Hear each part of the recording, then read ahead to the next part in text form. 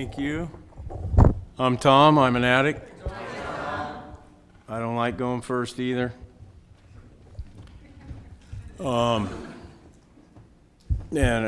I got a lot of clean time, and that's thank God. I'm only here because of Dan D. He was supposed to be speaking here, but he's doing something else. So if you don't like what I say, blame him. My sponsor isn't here. He's at the convention, but who knows what he's doing. Probably talking to a newcomer. It's what he does all the time. But I do have the still going to have to be honest because my ex-wife is here and my ex-girlfriend. So, you know, that tells you a lot about the steps of Narcotics Anonymous and how powerful they are and how they really work, because we're all still real good friends and support and love each other and care about each other and, you know, are there for each other. And, you know, my shit is my shit, and I know what it is, and they can tell you all about it. I got nothing, you know. I tried doing a little reading on these steps. I tried, you know, marking a few things down, and I couldn't focus, and I tried thinking, and it didn't work. So here I am, and it better come to me now. My sponsor, when I told him what do I know about 10, 11, and 12? And he just had that big bellow laugh of his when he said, you know a lot about that. And the few people I've talked to, I said, well, I'm going to be speaking, you know, I'm kind of nervous. And they said, why? Once you get going, they'll have trouble stopping you. So keep an eye on me. And I'm thinking about my sponsor, one of my sponsors who went out and died. And in fact, my first two sponsors are both dead as a result of this disease, you know. But they live on through me, and I can hear Perry telling me, tell him a little bit about how sick you are and then get on with the steps. So that's what I'm going to do. Perry had 9 years when he went out, and then he got a couple more years clean, and then he was shot and killed. He used to send me instead of him speaking, and he'd tell me that. Tell him about the steps you've worked, which is only about 6, he said, you know. But anyway, I've worked them all now. You know, I grew up right over here in Milwaukee. I was a good kid. I went to school, got good grades. I was an athlete. And I hung out at the bowling alley a little bit. And one day I went to the pool hall and you know, I drank, smoked dope, smoked cigarettes, had sex, took some speed in a few weeks. Just like that. I was gone. I quit going to school. I didn't care about anything anymore. In a few years, maybe 3 years, I was in Rocky Butte Jail. There were 20 felony counts on me. I was guilty of 18 of them, and I also had failure to report for induction. The Vietnam War was going, and I was on the run. I didn't want to get my hair cut. It was so pretty. And boy, I sure didn't want to go through no boot camp. But anyway, I used for 15 more years after that, and it got worse. It got worse because, well, Nancy came into my life, and now I was hurting her too. And I was progressing, and it was terrible. It was ugly. Anyway, I started getting sent to meetings in 1977. 78, and I wasn't ready. I went to treatment in 79, went to my first NA meeting in 1979, and I couldn't believe they were talking about total abstinence. You don't use nothing? And I couldn't believe that. I just wasn't ready. So finally, through a series of mental health, special meetings, therapy, counseling, meetings.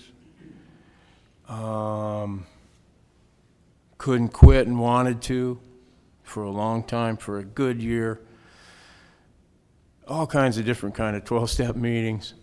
I finally surrendered on December 30th, 1984. And Nancy had smoked dope on the way to the meetings and drank, so that's why I have one more day than her. Very important. So that got me here finally to Narcotics Anonymous. And I surrendered. And boy, I'll tell you what, I'd been around a little bit. So once I stopped using, I already had some knowledge of what to do. And so I put that into practice right away. So I got a good jump start on my recovery once I finally got clean. And, you know, I don't think you have to wait to work these steps. I had a sponsor who had 30 days on me, and it was a woman, and she was my wife's best friend, I think, and you know, you don't have to have the perfect sponsor. She had me write out the steps and work the steps for real. And she knew me, so I couldn't, you know, bullshit her. And so at 9 months, I had written all the steps up through and including number 8, and I had made a list, an 8-step list, and I was becoming willing to make amends to them all at 9 months. About that time, I got my first sponsee. He had 4 months. Last Wednesday, he just celebrated 21 years. Yeah. And, you know, it's like I was working the steps right away. And so I was free then to work 10, 11, and 12 right away, which is where I love to be. I'm a 12-stepping fool. And I love the 12-step. Because it's about love. Anyway, where was I? I got distracted. My own mind does that to me a lot. You know, and the other thing about the first 9 steps is that, you know, it took me a while. I just made my last amend on that. I still have that original list. And this guy was a dope dealer, and anyway, I knew where he lived, and I finally stopped by and saw him and made that last amend 20 years later. And, you know, my sponsor had said, you don't need a new line of credit. Don't go back to him. So I waited 20 years. Anyway, he wasn't real happy. But I got it done. So that, again, frees me up to what I call the best steps there are. 10, 11, and 12. Man, think about that. Not a lot of people ever really get there, for real. These steps are spiritual and powerful and unending. Unbelievable what can happen in 10, 11, and 12. And once I cleaned house, the 10th step is about keeping my side of the street clean. And 11th step is about growing spiritually, and the 12th step is about helping others. So there it is. That's what keeps me clean and keeps me alive and keeps me thriving, I guess. And I started thinking, well, the 10th step, you know, I don't make that many mistakes. I mean, I don't have to make that many amends. God, what are they doing over there together? I was thinking I'm not wrong that often, you know. I got a couple sponsees here too, but they know better than that. And so I was thinking, well, no, you know, I don't know much about promptly admitting. And then I remembered a few things I'd done, and one of them was I was about 4 years clean, and my mother was really sick. My mom and dad both just quit using, and they had about 5 years at the time, and my mom was going nuts and literally going insane. My mother, who I love so much, you know, and she was completely nuts. And thanks to Nancy, we were able to figure out a way to get her into a place where they could diagnose her. Either she was nuts or she needed recovery.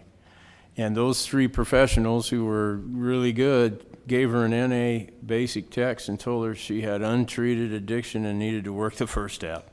I'd been telling them that for 4 years. But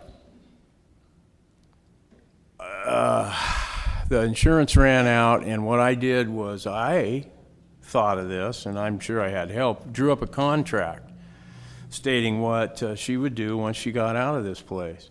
And that included going to meetings, maybe doing some therapy, and everybody signed it. My sisters, Nancy, my mom, my dad, the counselors, everybody thought it was a great idea.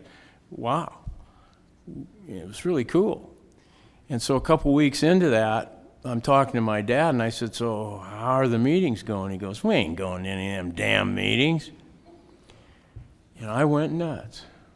And my spiritual 12-step work that I had going was out the window, and I went off on him, and I blamed him for everything that was ever wrong with anybody and everything else in the world. It was his fault. And I'd been wanting to say this for a long time, you know. And I said it all. And I hung up on him. And he calls me right back. He goes, you sure aren't very spiritual with someone who works them steps and hangs back up on me. You know, it kind of made me think a little bit there. Maybe he had something there. But just for a few minutes, my chest was out and I was pumped up saying, you know, yeah, I told him that bastard, he ruined everything. And I went, oh my God, what have I done? What did I just do? So I realized I'd made a mistake. I was wrong. And so I got on my phone list. 1, 2, 3, 4, 5, 6. Nobody's home. I got the 7th guy on the list. And I told him what I had done. And he said, man, get out one of the books. I want you to read to me a certain page. And I read to him, and he goes, you know, I think you ought to write your dad a letter and admit that you were wrong. He says, write this letter and clean up your side of it and then call me back and read it to me. So I called him back, I read it to him, he had me take a few things out where I was still pointing the finger. And so I cleaned up my side of it and I mailed it to him. And the reason for this was that to make this right, to tell him he would have to respond. With the letter, he didn't have to respond to me. I was just cleaning up my side of it, and he could tear it up, throw it away, didn't even have to read it. It was important that I did what I needed to do to promptly admit I had been wrong. And so I think it was about 10 days, my dad called me. He never called me. And he called me back, and he said, I read your letter 9 times. And he said, you know, I was wrong too. And, you know, we were all worried about your mother and the times were tough. And I said, yeah. And he says, did I ever tell you that we forgive, he was still talking for her too, we forgive you for everything you ever did. And I went, Jesus, everything? Stealing your coins, taking my clothes off at your party, you know. Using your car in crimes and stuff. Oh yeah, everything. And so out of some pain came some more healing again. And the strangest thing happened. I spent the whole day with my dad taking one of my old cars in, which was something we used to do a lot, and chopping some wood and stuff. And I realized my dad and I, not for one time, had pushed each other's buttons for the first time ever. So there's healing in that step. There's healing in that step, and I need to keep myself clean and my side of the street clean so I can stay healed. I don't want to have to go back and do a bunch of more 4 steps, which I've done. By doing the 10th, I can stay free and current. The 11th step is, how are we doing on time? 15 minutes, okay. The 11th step is like very, very powerful. I could tell you stories. Well, I will. I'll tell you a story. Yeah, you think? And prayer and meditation, powerful. There's many ways to do it. Most of them involve breathing as far as meditation goes.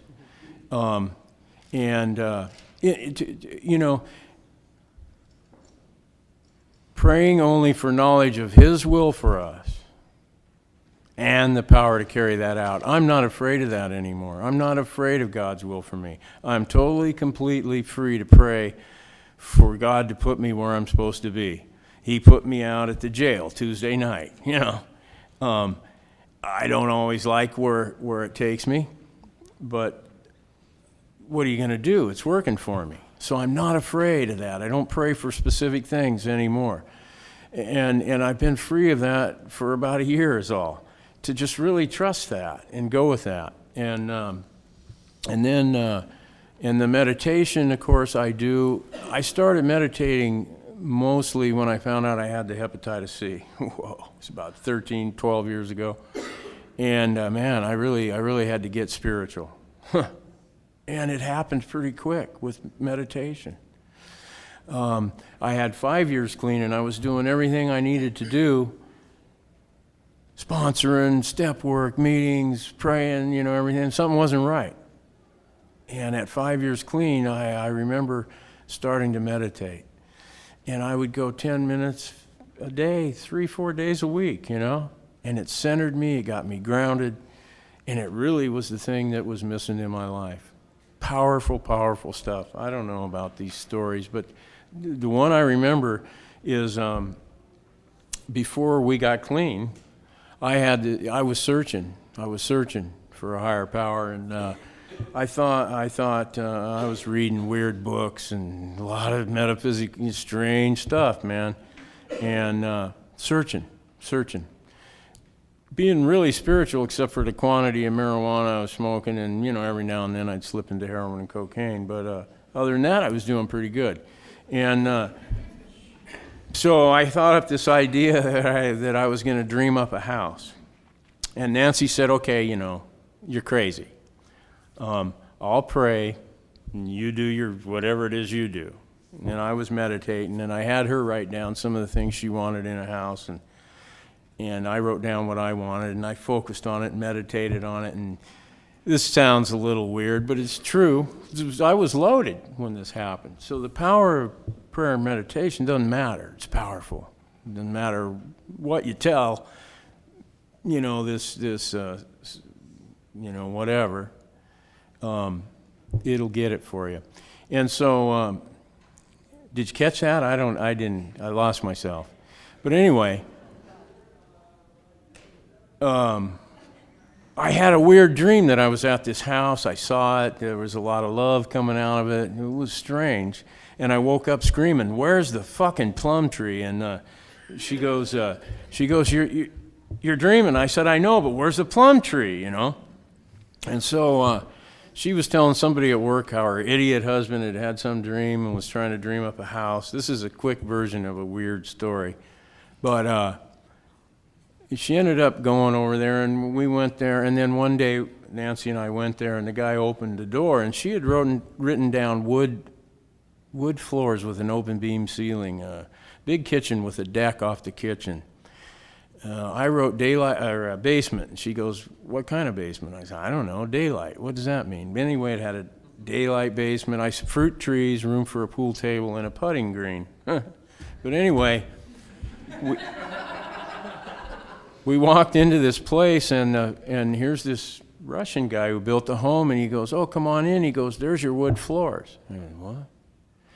And I looked up and I saw, that must be an open beam ceiling. I didn't even know what it was. And he goes, "Here's your kitchen. And there's your deck for your plants." And we go outside and he goes, "Here's the fruit trees."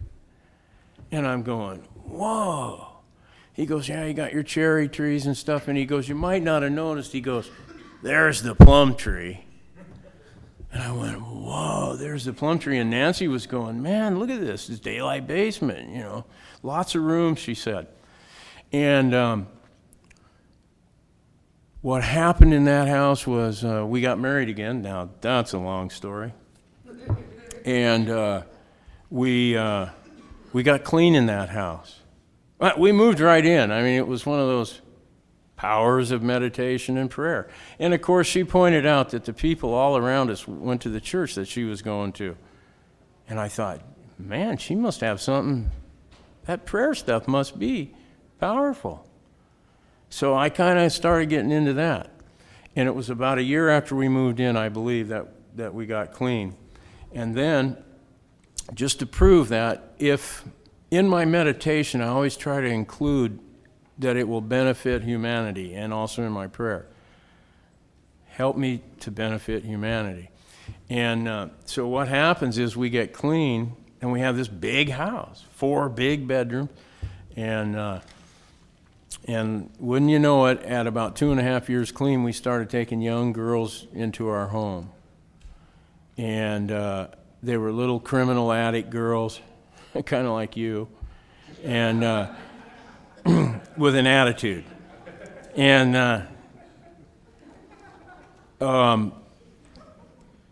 there we were clean, and there we had the home, and there they had their own rooms. And there was the beginning of some 12-step work, I guess. And we had 18 girls live with us in a 5-year period, and then 3 boys at the end. And what happened was I learned about love, I learned about giving, I learned about caring, unconditional love that Nancy taught me. I got to get to the 12-step. I just noticed your watch. I got a million stories about 12-step. I could go on and tell you about how I've sponsored all these guys, and how I went to all these jails, and how I'm still sponsoring way too many guys, and how I'll be out in the parking lot for an hour or 2 after the meeting talking to some poor schmuck that wants to go home. And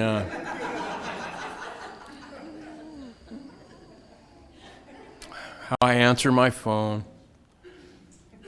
how I listen to them sponsees ramble on. And, just Thursday night, some guy came up to me and he goes, man, it's not working with my sponsor. And I was thinking, man, I like you. And what do you think? My mind says this. It says, I don't even like you. And you talk too much. Jesus, you shared for 25 minutes at your birthday. I have never heard you share for less than 8 or 10 minutes in any meeting. And geez, I don't have time for you. It's just, what are you asking me for? This is what my mind's saying, right? And my mouth says, yeah, sure, man. I'd love to be your friend. And I hugged him, And I guess that Jackie would be proud of me for doing that. But the truth is, who am I to say no to a reasonable request? How blessed am I to be here, to be clean, to be passionate about my recovery, to want to share it, to want to give it away, to practice these principles in all my affairs, to be the same me wherever I go, at the golf course, at work, at the meeting, out in the community. I'm just me. My language may be a little different wherever I am, but I'm still just me, shooting from the hip, not caring, not trying to be guarded, not trying to be somebody I'm not, sound like somebody I'm not. I got a few minutes. And so the 12th step is so powerful. It's I can't even explain, having had a spiritual experience, a guy like me who well, I guess since I thought of it, I'll say it, would, one night took my clothes off in a church, or one morning, it was a night to me, in a church parking lot, and yelled, "Fuck your fucking God," and showed him my ass, And so here I am working at 12, I'm glad somebody liked that, carrying the message. Maybe we could bleep that part.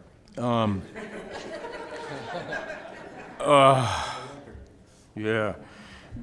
To be and have become who I'm becoming is a result of these steps. Now, I've worked these steps on a Monday night in Wilsonville with a bunch of weird guys, and the Step Brothers we meet every few years and go through these steps. We just completed them again. We had moved out to Canby one time, and I worked the 12 steps with some rednecks out in Canby in you know, in a work shed and with a wood stove. And there was one guy who didn't like me. I was the addict in the group, and he didn't like addicts. And you know, after working these steps together, you know, with these men, it was powerful. And finally the guy goes to me, he says, "Man, I need to talk to you." And he took me aside and he said, "I'm going to have an operation. I've got a tumor in my brain." And he started crying. And I held him, this guy who didn't like me. And that's what the steps can do. I guess I'll end. I don't want to end. I'll end with, you know, every now and then I get lucky enough to go on a 12-step call. Still, you know. One night I was home. It was a Saturday night. Really weird. I had nothing to do. No, I wasn't going anywhere. I was going to watch a movie. And the phone rang, and it was somebody who'd been calling all over town looking for somebody to come and talk to this guy who was going into Hooper the next day. And she goes, "Man, I can't believe you're home, you know." And I said, "Okay, I'll do it." I go, "Where do you live?" She lived about 150 yards from my apartment. So it was like, oh, okay. So I could have walked, but I went up there, and I walked in, and here was this guy, heroin addict, been on the streets for 6 years, beat up, abscesses, messed up, man. And, you know, I talked to him for 2 hours straight, never stopped. You know how I am. And geez, it was good. You know, I had my text with me, and I even amazed myself.